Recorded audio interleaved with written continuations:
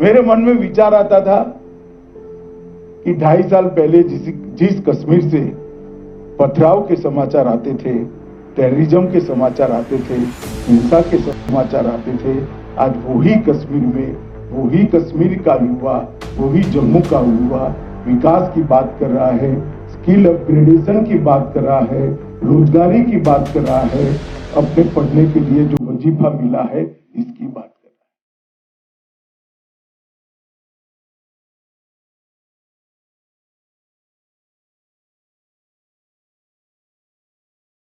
On the 5th of August 2019, the Parliament of India voted in favour of a resolution tabled by Home Minister Amit Shah to revoke the temporary special status or autonomy granted under Article 370 of the Indian Constitution to Jammu and Kashmir. And since the revocation of this article, the administration of Indian-occupied Kashmir is now in the hands of the Modi regime. Despite resistance from Kashmiris and many people across India, the Modi regime is moving forward to woo its radical Hindutva vote base and at the same time trying to balance its relationship with Muslim majority Kashmir.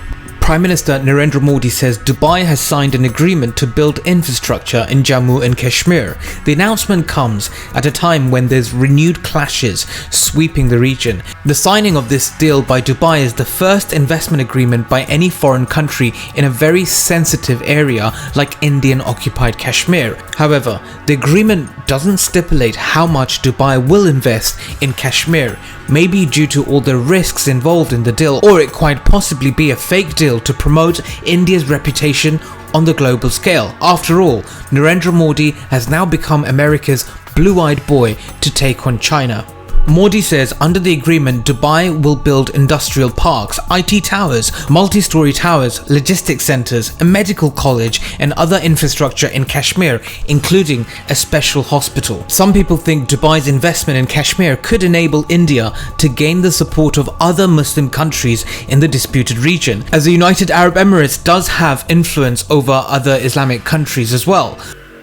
But is it really that easy? Of course not.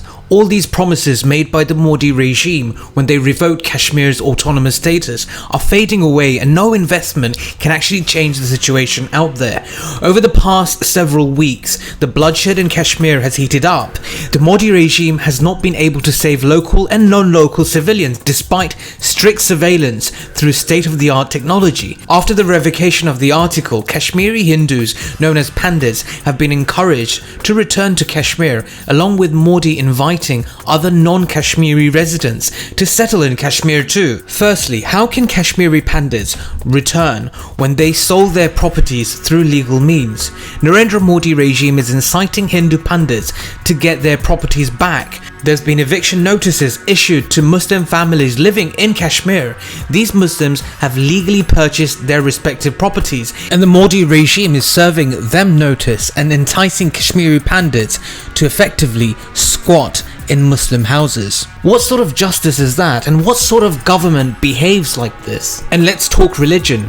In Kashmir, Muharram processions have been banned in all major mosques. We've seen constant lockdown of Srinagar during Eid and Ramadan. However, these lockdowns and ban on gatherings aren't utilized on India's Independence Day nor Janam Ashtami, Mahatma Gandhi's birthday. Kashmiri Muslims aren't stupid. These patterns are being noticed and people are questioning the double standard of the Narendra Modi regime. However, their voices aren't reaching the people.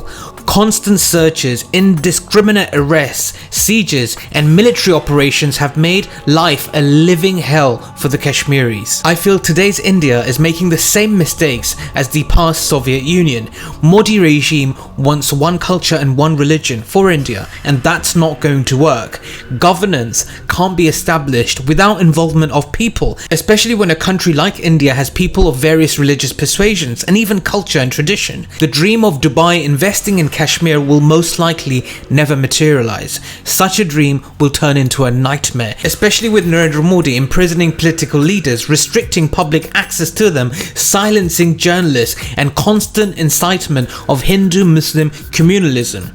There's a heavy boot on the face of Kashmiris today. It's created a graveyard of silence, but such silence doesn't last for too long. There will inevitably be a powerful reaction against it.